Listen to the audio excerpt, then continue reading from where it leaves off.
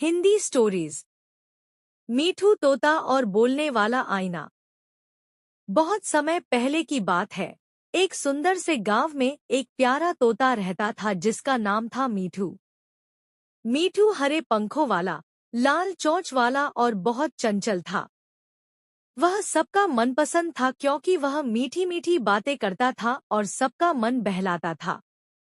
लेकिन मीठू में एक बुरी आदत थी। उसे दूसरों की नकल करने में बहुत मजा आता था।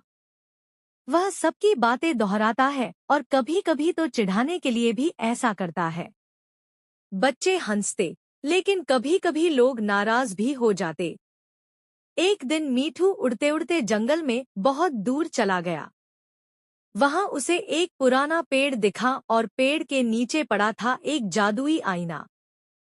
वह आईना बहुत सुंदर था और उसमें से हल्की सी चमक निकल रही थी। मीठू ने आईने में देखा और जैसे ही उसने नमस्ते कहा, आईने ने भी जवाब दिया, नमस्ते मीठू। मीठू हैरान रह गया। उसने पूछा, क्या तुम बोल सकते हो? आईना मुस्कुराया और बोला, हाँ, लेकिन मैं वही कहता हूँ जो तुम कहते हो। मैं एक जादुई आईना हूँ। मैं सिर्फ सच बोलता हूँ और जो जैसा करता है उसे वैसा ही दिखाता हूँ। मीठू को मजा आने लगा। वह आईने के सामने तरह तरह की आवाजें निकालने लगा, दूसरों की नकल करने लगा। लेकिन तभी आईने में कुछ अजीब हुआ। आईने में मीठू की शक्ल बिगड़ने लगी। उसकी चोंच लंबी, आंखें छोटी और आवाज कर्कश हो गई। मीठू डर गया और बोला, ये क्या हो रहा है? आईना गंभीर स्वर में बोला, तुम दूसरों की नकल करके उन्हें हंसी का पात्र बनाते हो।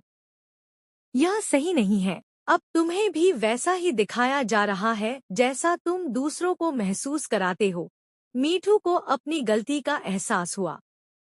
वह बोला, मुझे माफ कर दो। मैं अब से किसी की नकल नहीं करूंगा। आईना मुस्कुराया और बोला, अगर तुम सच में बदलना चाहते हो, तो अच्छे शब्द बोलो और दूसरों की मदद करो। मीठू ने उस दिन से सबके साथ अच्छा व्यवहार करना शुरू किया। वह अब बच्चों को कहानियां सुनाता, बड़ों की बात ध्यान से सुनता और कभी किसी की नकल नहीं करता। कुछ समय बाद वह फिर से आईने के पास गया। इस बार आईने में मीठू की शक्ल पहले जैसी सुंदर थी और उसकी आवाज फिर से मधुर हो गई थी। अब मीठू सबका सबसे प्यारा दोस्त बन गया था।